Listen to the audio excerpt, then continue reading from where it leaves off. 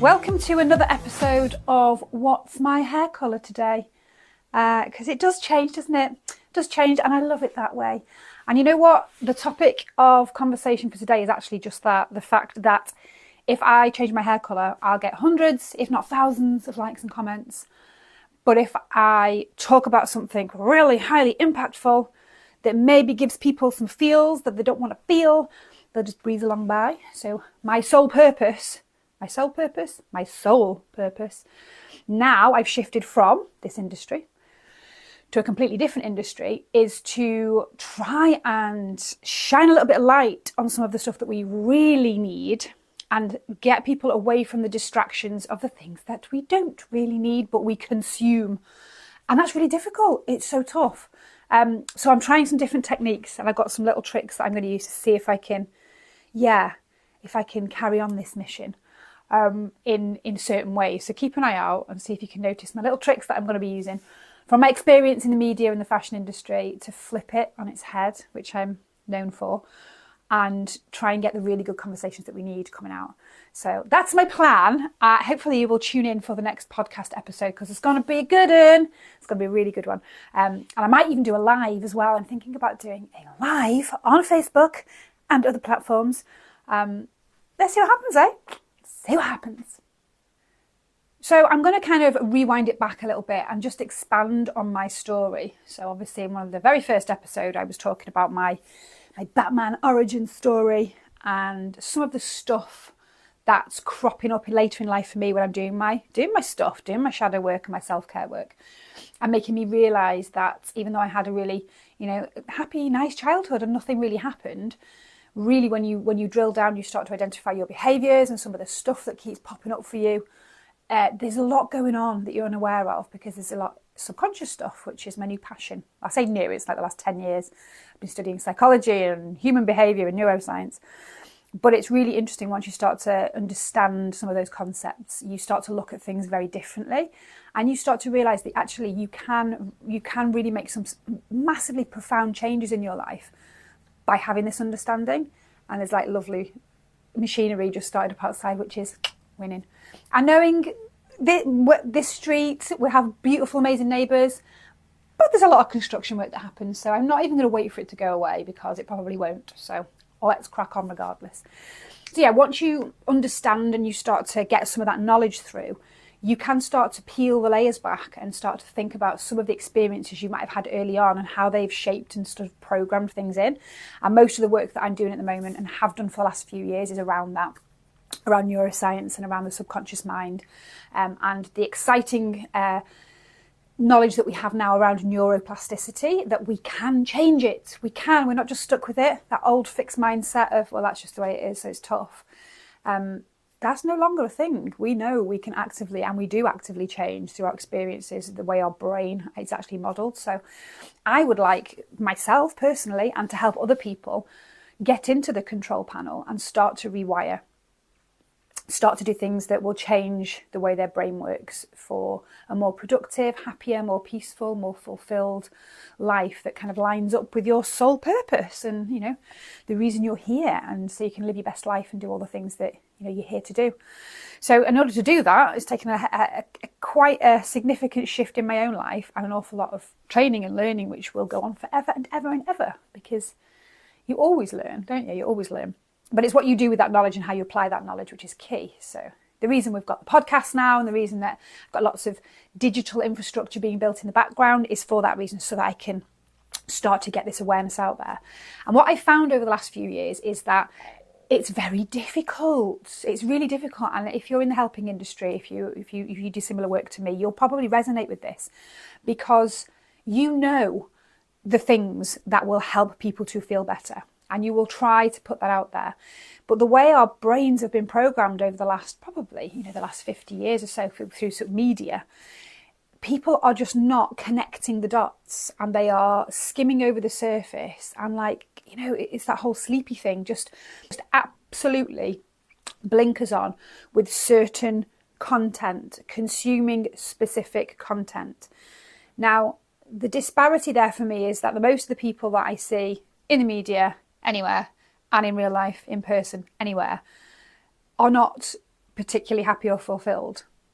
And more people over the last few years, probably the last 10 years, definitely the last 5 years, have diagnosable mental health conditions, have really bad anxiety that prevents them from doing things within their job roles, within their family, within their personal life. They may struggle with chronic depression. They may have personality disorder. They may have medication. They may be seeing a therapist for long periods of time. So this is the majority of people, you know, whether it's people you know in your area or that you see in the media.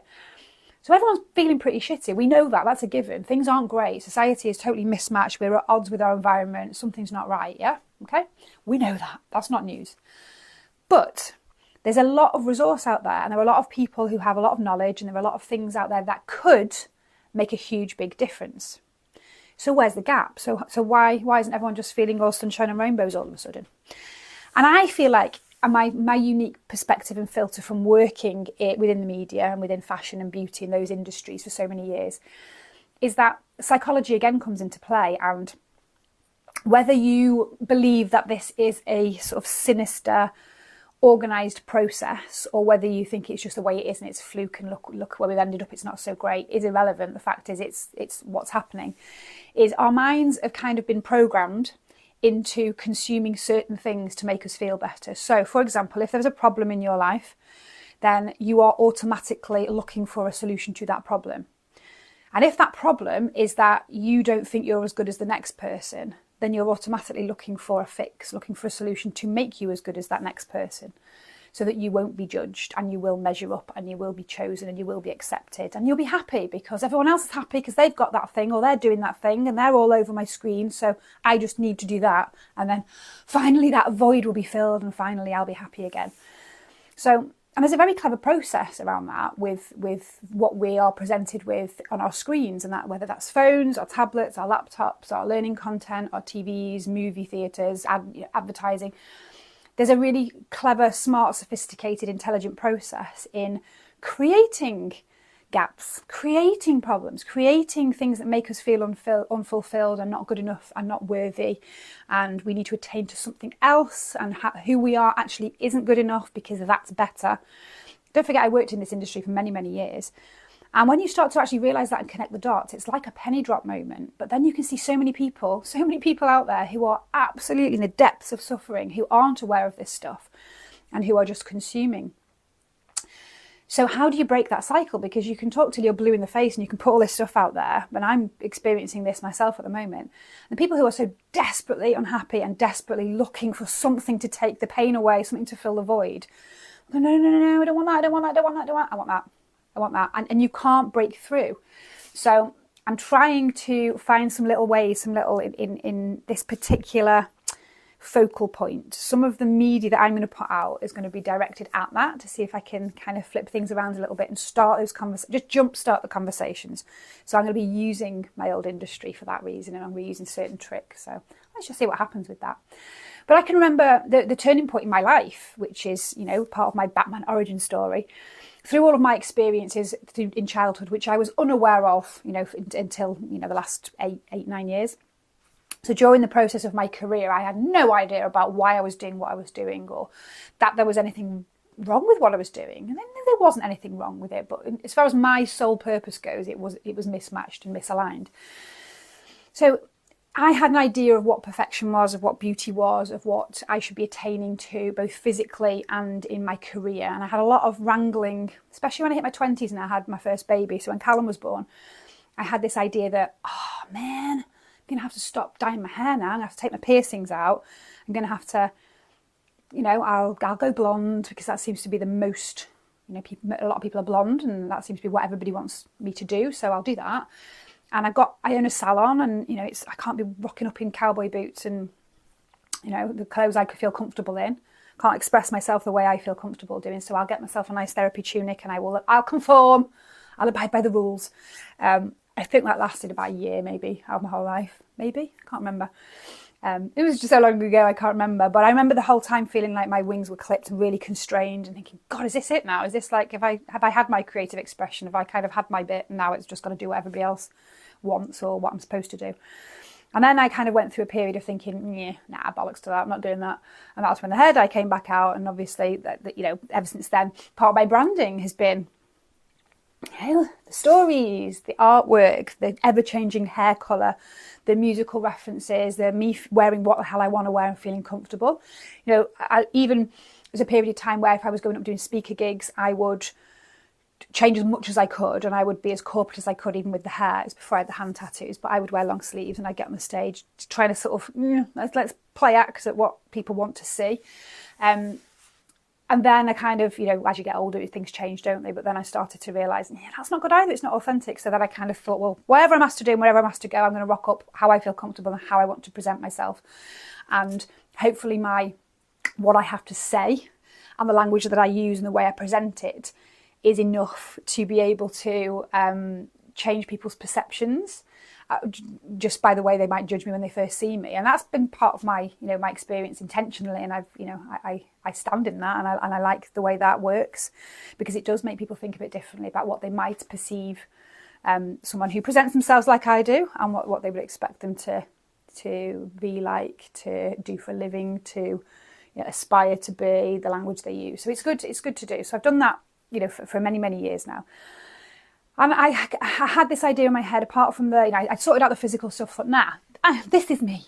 This is me, Greatest Showman styly. I'm going to do it. But career-wise, I was still in the same space. And I thought, well, I was always under the impression that there was an expectation for me to go into business, follow my dad's footsteps and go in the media, but be business, power suit, businessy, taking over the family business at some point. I mean, that was never articulated. That was never, in my dad's radar, but that was my expectation of what I thought I perceived to be the right thing to do. And I knew that wasn't what I wanted. So I wrestled a bit thinking, oh God, I have to do that, but I don't really want to. So can I live a double life and in the background do some creative stuff? And that was when I was quite young. And then I kind of realised that wasn't going to work. So I thought, well, best of both worlds. I'll leave my creative passion and I'll do the creative stuff that I really want to do, and I'll make a business of it, and I can combine the two, and I can be successful at business, and I can still use that vehicle to express and be who I really am. And that's what led me into having the salons, and I had my own cosmetics line for a while, and fashion. So fashion for me was the pinnacle, the turning point, because I really wanted to express myself that way, and I loved the adrenaline of live events. My peak performance is definitely at shows and events, and I just loved it and still do. So for me, right, look, what's better than London Fashion Week or New York Fashion Week, right? The ultimate bucket list. So I had this on my list. I've always had a bucket list. I've always had goals, and very unbalanced mind. You'll find out when I'm, some of my learning content, some of the podcasts in the future will be around balance, people. I had no balance whatsoever. It was just goals, and that was it. Strive for more, be better, do more. So I had this for, especially through my 20s. I was raging through my 20s, just like, Supermom of the Year, I can do everything. And I had that at the top on my bucket list. I'm like, well, that's, winning it my whole career. I had wanted to do feature films at the beginning in my teens. I'd really wanted to do special effects, makeup. But then I had babies, and babies were the most important thing to me. So I wasn't going to be traveling around doing that kind of job. So I kind of shifted it, pivoted, and it all landed nicely. I had some amazing experiences and met some incredible people. I'm so blessed, really. Even the most challenging stuff and the most challenging experiences that I've had, and people that I've worked with over the years, who might well be watching this by now. And I'm really grateful, even if we've, parted ways and we've had a difficult experience. It's been incredible. What a brilliant learning point. So I am really grateful. And one of those was, getting to the top of that career path and being backstage and working with incredible people and travelling to New York. I think I went over about 7 or 8 times. I love it, and I'd love to go again. I miss all my friends over there. And I was living there. I hadn't, with 4 kids. I had the salons. I was jetting off all over the place, doing this really exciting work. I was getting brilliant feedback. My ego was massively boosted. And I was just feeling so unfulfilled. I was feeling the pressure, the physical, mental and emotional pressure of juggling all those balls and keeping them all successful was intense, absolutely intense. So I was obviously completely adrenalised the whole time and not really looking after myself, even though I thought, I'm just doing it, aren't I? I'm just doing it. And I loved the work, so I was lucky enough because I was my own boss. I wasn't in a place where I hated my job, I hated my colleagues, I dreaded the 9 to 5. So that wasn't the problem. It was just the sheer volume of stuff that I was trying to do and the environments that I was putting myself in. But part of this whole process, and part of the process of me sharing this now, is as I've been going through the process personally, I've also been aware of other people's processes and trying to support and help other people. So, you know, being in the industry and being in beauty and hair in particular, being a hairdresser, you're a counsellor, aren't you? Well, shout out to all you hairdressers and barbers out there. We're unqualified, untrained, 24/7 counsellors. People are in our inboxes. People are just, you know, there's some horrific stories that you have from your clients, and you know, you bear that and you try and help and support. So I had all this going on. I'm trying to support other people, and I'm looking and thinking, God, everyone feels like shit. Everyone feels crap. Everyone feels like they don't measure up to, and they should be something more and something better. And I want to look like that person in the magazine, and then I go backstage and I create that, and I start all that smoke and mirrors, lighting, and my job and clever angles, and I'm looking at that thinking, God, this is what we're eating up, and this is what the aspiration is. And then I work with the people themselves who are absolutely burnt out, exhausted, living under this insane pressure to be that image of perfection, in ridiculous diets, addictions, all kinds of horrible things going on. And I'm like, I think there's a problem here. I think something's not right here. And I remember sitting down and thinking, I actually sat down once, it was amazing, thinking, who benefits from this? Who's actually benefiting? I thought, okay, I can see who's benefiting. That's when the tinfoil hat came out. That's the massive conspiracy theorist in me. It's very interesting how a lot of those things are actually becoming factually accurate all of a sudden, finally. But I was looking at it as a whole and thinking, right, okay, there's this big industry. The fashion industry is huge. The beauty industry is huge. Media is the vehicle to get people to do whatever you want them to do, right? Influencers were starting to just become this big thing. I thought, wow, there's so much power there. There is so much power, and I couldn't see it being used for good, for the good of humanity in any way, shape or form. Some of the spaces in the rooms that I were in with, in this space, and I'm not going to go into detail there because I'm going to get cancelled before I even started. But some of the characters and the people when you're in these industries and these spaces, shall we say, less than ethical and morally sound. That's how I'll frame it, right? So I was sat in the middle of all this stuff going on, with my own stuff going on, thinking, well, I'm unfulfilled. This is not lighting me up like I thought it would. I'm achieving all these things, but geez, I'm absolutely exhausted, burnt out. It's not sustainable. What on earth do I do now? What happens next then? So I started to think, well, I need to make a change. I need to do something different. I knew I wanted to help people. I always have. Always, if you've read or listened to my story, highly empathic as a child, really creepy, spooky kid with lots of interesting gifts going on, which I'll tell you about in more episodes. So I'd always had that. I'm really sensitive to energy, really sensitive to other people's stuff, and really over-compassionate, if there can be such a thing as over-compassionate, just, part trauma drive, part, spiritual gift, I think. So I was trying to balance all of these things, and I thought, well, I've got some skills. I've got some skills now, and I built myself up in this particular industry. So I'm going to have to use the skills that I have and try and pivot and try and do something good with them. And that's when I started to do some of the campaigns that I did with the media, with my amazing, friends in the industry, some photographers and models and just beautiful people with beautiful souls, to try and use that to depict some things that were going on in society that weren't so great, not just the fluffy, shiny stuff that you should all want and pay loads of money to achieve. So I started to do that, and then we started to think, we need to do something live. I need to do something live. I needed a show. So that's, obviously 2015, so it'll be 10 years next year. Decided to flip the industry that I worked in on its head and produce my own show, my own kind of fashion show that was around exactly what I'm trying to do now, really, is engaging people on the terms that they want to be engaged with. Really fun, safe, exciting, engaging ways to get people to consume a different kind of data input. So using music and sound and light and the elements, we had fire breathers everywhere, and using different kinds of language, using different kinds of visuals, different kinds of people, exploring different kinds of concepts, but all wrapped up in a really cool, funky fashion show with loads of music and loads of brilliant artists. At the same time, working with artists and people who were genuinely lined up with the right kind of reasoning, and really wanted to make a difference and needed a platform to express that as well, whether it was performance, contemporary performance, spoken word, that kind of thing. So yeah, that was what my soul lit right up at that point when I had that. I call them downloads, right? So those of you that know me will know about my downloads. So this download of, oh, you got to do this now. That's happening. And then I just had to find a way to make it happen. And all that time, I assumed that everybody else's brains worked the same way. And I'm going to go into a lot more detail about this in future sessions when I talk about my kind of the spiritual journey, parallels there. And my learning style. So I'm a very visual learner, and I assumed that everybody was the same. And it wasn't until actually a couple of years ago that I realised I have these downloads. So I will, daydreaming, I guess you'd call it. I'll see a movie in my mind, right? This is what's going to happen. And I'll see it. I think, oh yeah, that's what's going to happen. And so I'll get a feeling something will happen and it'll light me up. And I'll be like, and sometimes it's just a bit of a daydream. Your brain does something and then it disappears. But if I keep having it on repeat and things, I keep having it. I keep thinking about it all the time. And I actually will see like a movie. I'll be daydreaming about it, or I might actually dream about it. And then all of a sudden my soul lights up and goes, well, that's happening. That's what you're doing. That's what you're doing. And I'll have songs that will come out. I think, yep, that's a song that's going to be used in a soundtrack, or that's going there. And the whole thing gets produced in my mind, right? The whole thing from start to finish, scripted out, storyboarded out.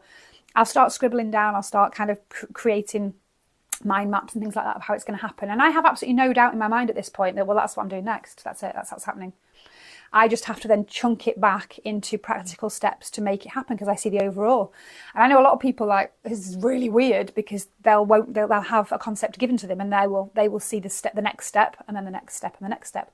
I get the whole damn shebang, and then I have to break it back to, oh, what do I do first? And that first time, Callum was 15, my eldest son was 15, and it was me and him. That was it, the whole show. And it was incredible. He had the soundtrack because he's Mr. Music Man.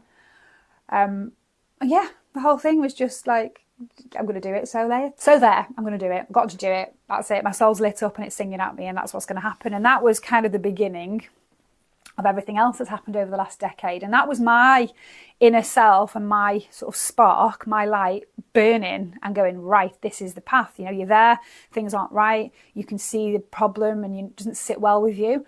Let's shift it over there, and phew, that train track, off we go.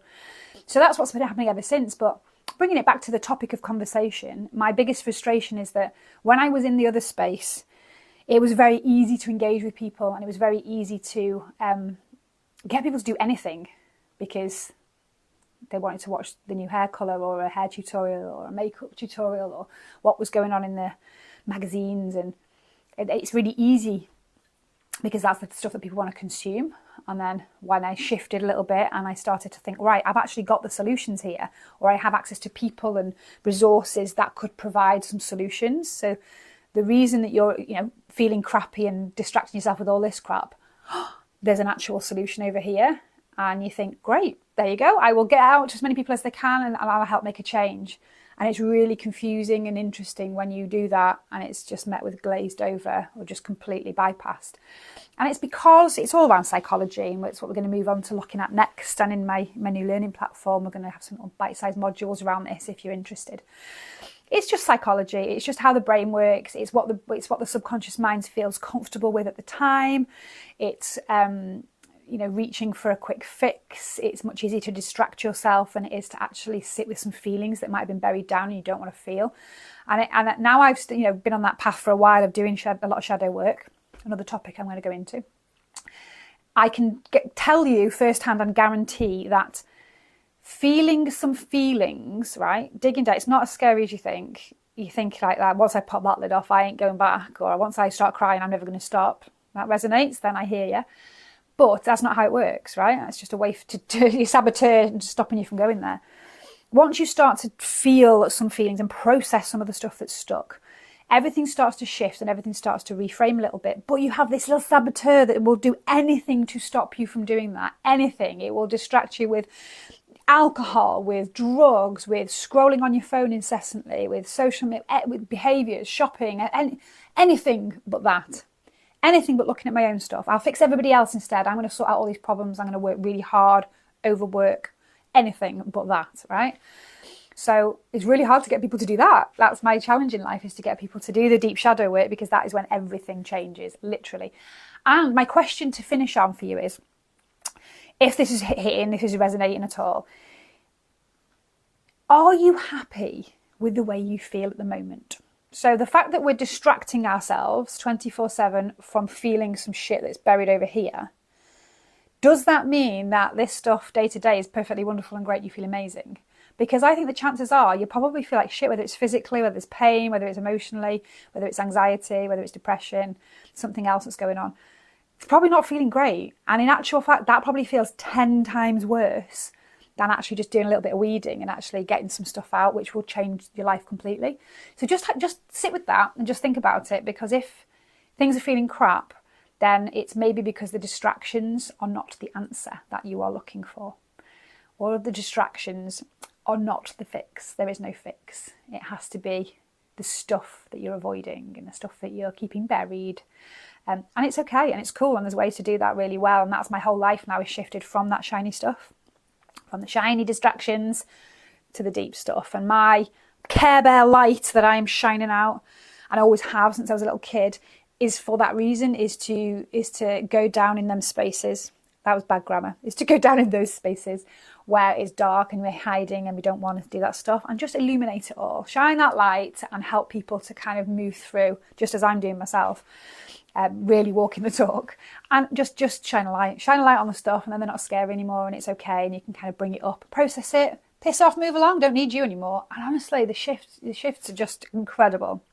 So if any of that hits, then just keep tuned, stay tuned even, and I'm going to have some really good stuff coming out soon, some good content, some good tips, some good resources, and I really, really hope that it does make a difference. So yeah, keep your eyes peeled, and keep your eyes peeled for my next few guests as well on the podcast, because I've got some really brilliant people that I'm chatting to around topics such as the education system, the healthcare system. I know, interesting stuff, right? Lots of work with, I've got a good friend who's a neuroscientist. I've got some coaches, people that are doing brilliant things all over the world, and with very different perspectives, but they all lead back to the same thing, and that is that we have to do something different. Because if nothing changes, nothing changes. And if you're not happy where you are, do not stay there.